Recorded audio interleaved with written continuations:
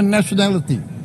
Yet, we gather together today as one human family.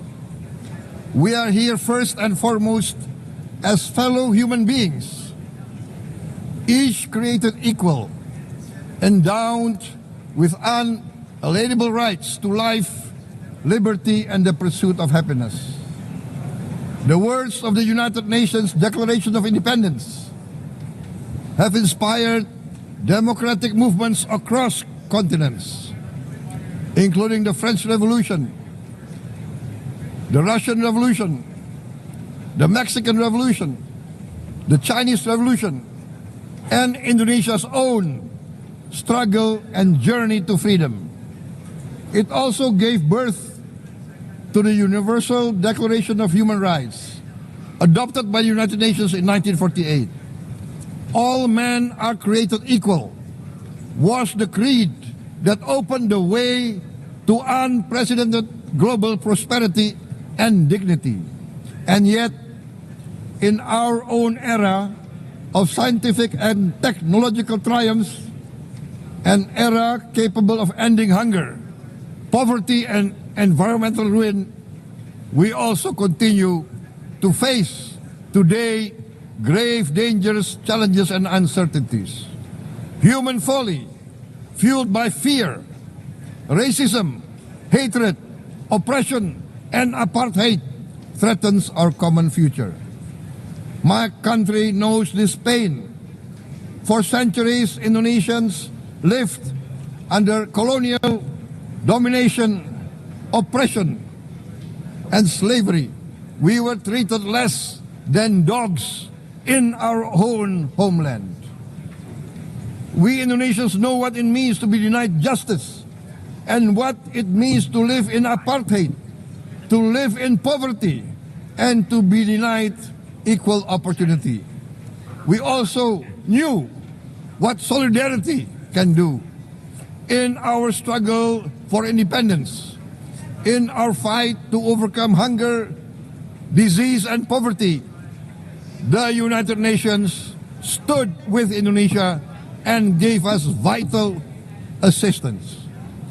Decisions are made here based on human solidarity by the Security Council, and this assembly gave Indonesia independence, international legitimacy, opened doors, and supported our early development through the efforts of the United Nations Children Fund, the United Nations Food and Agriculture Organization, the FAO, the World Health Organization, and many, many other United Nations institutions.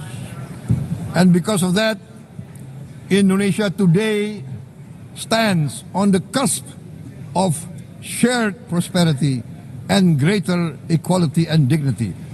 Madam President, Excellencies, our world today is driven by conflict, injustice, and deepening uncertainty. Every day we witness suffering, genocide, and blatant disregard for international law and human decency. In the face of these challenges, we must not give up. As the United Nations Secretary General said, we cannot give up. We cannot surrender our hopes or our ideals. We must draw closer, not drift apart. Together we must strive to achieve our hopes, our dreams. The United Nations was born from the ashes of the Second World War that claimed scores of millions of lives. It was created to secure peace, security, justice, and freedom for all. I woke up in a new Bugatti. I woke up in a new Bugatti. There are many ways to maintain youthful skin, but first, Collasense, the collagen.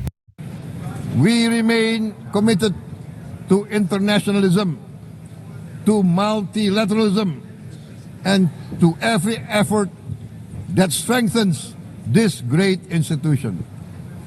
Today, Indonesia is nearer than ever before to meeting the Sustainable Development Goals of ending extreme poverty and hunger. Because years ago, this very chamber chose to listen and uphold social and economic justice. We will never forget. And today, we must never be silent while Palestinians are denied that same justice and legitimacy in this very hall. Excellencies, Thucydides warned, the strong do what they can, the weak suffer what they must. We must reject this doctrine. The United Nations exist to reject this doctrine. We must stand for all, the strong and the weak. Might cannot be right. Right must be right. Indonesia today is one of the largest contributors to United Peacekeeping Forces. We believe in the United Nations. We will continue to serve where peace needs guardians, not with just words, but with boots on the ground. If and when the United Nations Security Council and this great assembly decide Indonesia is prepared to deploy 20,000 or even more of our sons and daughters to help secure peace in Gaza or elsewhere, in Ukraine, in Sudan, in Libya, everywhere when the peace needs to be enforced, peace needs to be guarded, we are ready. We will take our share of the burden, not only with our sons and daughters, we are also willing to contribute financially to support the great mission to achieve peace by the United Nations.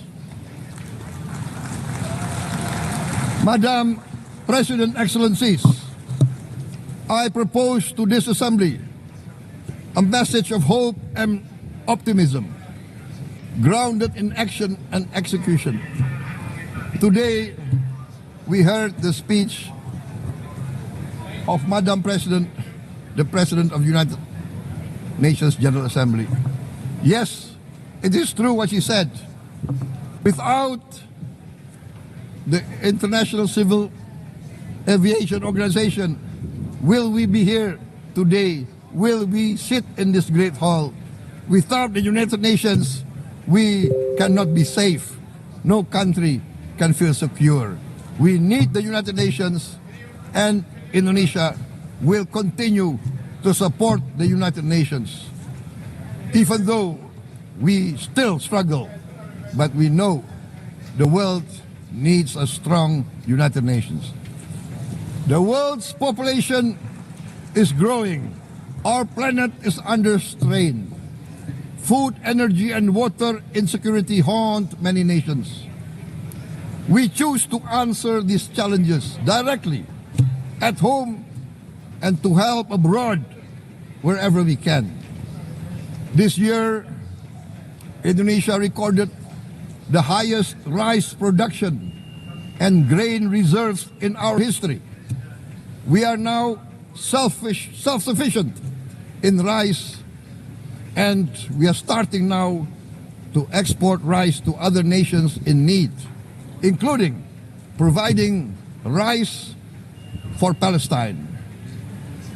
We are building resilient food supply chains, strengthening farmer productivity, investing in climate-smart agriculture to ensure food security for our children and for the children of the world. We are confident in a few years' time, Indonesia will be the granary of the world. As the world's largest island state,